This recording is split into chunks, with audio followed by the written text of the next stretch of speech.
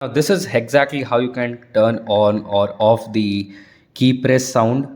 So this video is exactly how you can turn off or turn on keyboard sound on Samsung or any Android device in general. So this is a Samsung phone. As you can see, there are typing voices, and this is also for Google Board. Let me show you how you can do it. So simply get into your mobile settings first from here.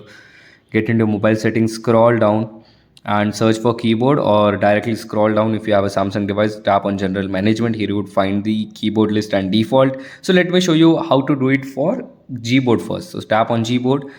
As you can see right here, tap on preferences in Gboard. Here you would find the sound on key press. It's turned off. Turn on to enable the keyboard sound on Android, and turn it off to disable keyboard sound on Android. So this is how you can do it.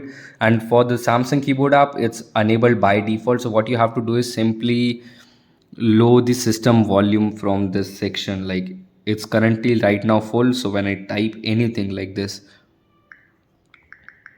so as you can see, there is sound, but when I just disable the system audio from here or system volume, then it will automatically turn off these sounds. So as you can see, so this is how you can turn on keyboard sound, and this is how you can turn off keyboard sound.